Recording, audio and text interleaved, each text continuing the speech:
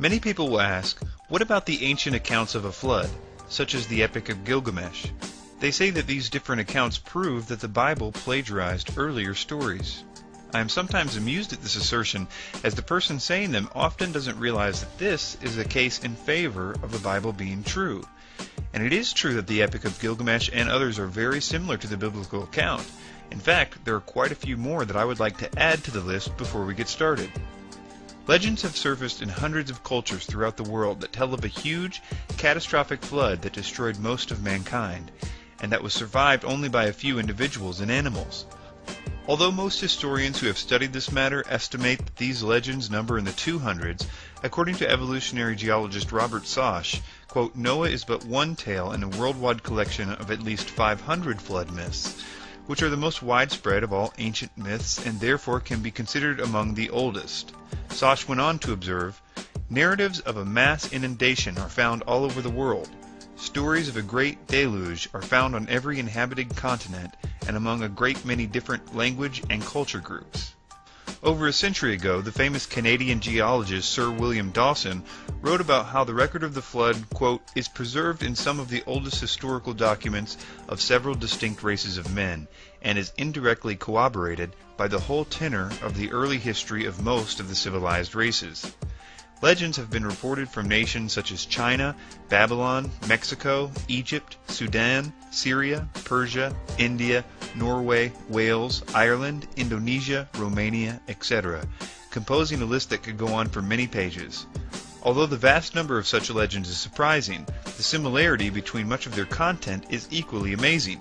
James Perloff noted, in 95% of the more than 200 flood legends, the flood was worldwide. In 88%, a certain family was favored. In 70%, survival was by means of a boat. In 67%, animals were also saved. In 66%, the flood was due to the wickedness of man. In 66%, the survivors had been forewarned. In 57%, they ended up on a mountain. And in 35%, birds were sent out from the boat. And in 9%, exactly 8 people were spared. What is the significance of the various flood legends? We have well over 200 flood legends, and possibly more than 500. Many of the legends come from different ages and civilizations that could not possibly have copied any of the similar legends. The legends were recorded long before any missionaries arrived to relate them to the Genesis account of Noah, and almost all civilizations have some sort of flood legend. The conclusion to be drawn from such facts is that in the distant past, there was a colossal flood that forever affected the history of all civilizations. Those living after the flood did not have the book of Genesis to read to their descendants. Genesis was not written until several hundred years after the flood.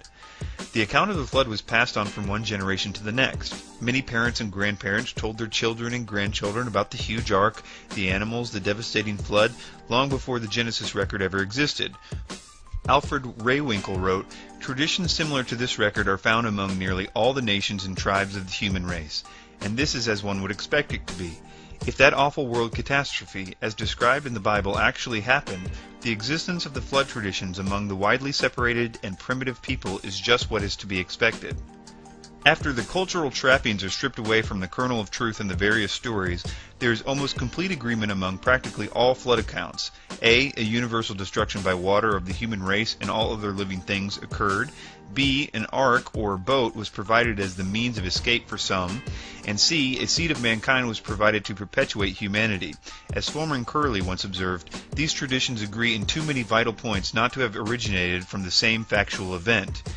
In Volume 3 of his multi-volume set, The Native Races of the Pacific Slope, H. Bancroft wrote, there never was a myth without meaning. There is not one of these stories, no matter how silly or absurd, which was not founded on fact. So on the first point, this assertion that the ancient flood stories somehow challenge the biblical account is backwards. Ancient accounts of the flood are exactly what you would expect to find if the flood actually occurred, as are the various differences in the minor details that are observed. This too is what one would expect, like a game of telephone. The question then becomes, is the Genesis account more reliable, and if so, why?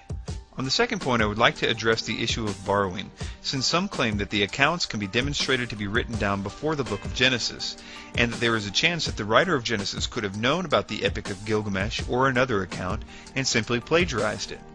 Now, what is interesting about this assertion of dependence is that it is never asserted to be a literary dependence. All scholars agree that the differences in detail and content between Genesis and the Mesopotamian precursors are detrimental against it. Even scholars that do think the Hebrew accounts were dependent on the earlier Mesopotamian accounts are quick to point out that it is not literary dependence. Listen to these authors and remember that they are trying to prove that there is borrowing, but know that they cannot, from a scholarly, literary perspective, assert it. Quote, the derivative nature of the biblical flood narrative, or rather the existence of an antecedent Mesopotamian tradition from the earlier forms of the biblical story, is undeniable. However, the extent to which the latter narrative is derived from the earlier tradition remains uncertain. A direct form of literary influence cannot be asserted, as the distinctive features of the representative narratives are too plentiful to allow such an affirmation. All one can say is that the biblical accounts must have been influenced by the Mesopotamian oral tradition or by a pre-existing series of such orally transmitted traditions. I would assert here that this is exactly what you would expect if such a flood really did happen. Another author asserts, however, it has yet to be shown that there was borrowing, even indirectly. Differences between the Babylonian and the Hebrew traditions can be found in factual details of the flood narrative, from the ark, the duration of the flood, the identity of the birds and their dispatch, and are most obvious in the ethical and religious concepts of the whole of each composition. All who suspect or suggest borrowing by the Hebrews are compelled to admit large-scale revision, alteration, and reinterpretation in a fashion that cannot be substantiated for any other composition from the ancient Near East or in any other Hebrew writings. If there was borrowing, then it can have been extended only as far as the, quote, historical framework, and not included intention or interpretation. And another author states, it is obvious the differences are too great to encourage a belief in direct connection between Atrahasis and Genesis, but just as obviously there is some kind of involvement in the historical traditions generally of the two peoples.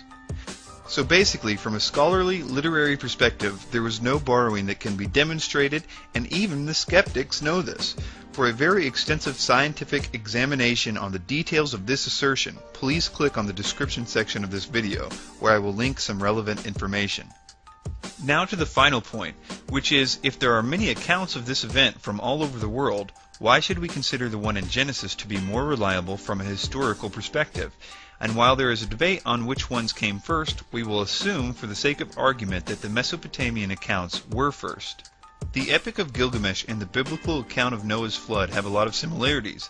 This is no surprise, since they are both retelling the same event in history, most likely, a worldwide flood. But like thousands of flood legends around the world, the Gilgamesh story seems to have suffered from poor record keeping. See if you can tell what's wrong. Let's take a look at each vessel. Here they are, drawn to scale, using the same cubit length of 0.5 meters. There is a good chance that the Gilgamesh storyteller got his icons confused. Rumor has it that a certain tower in Babylon was built on a square base.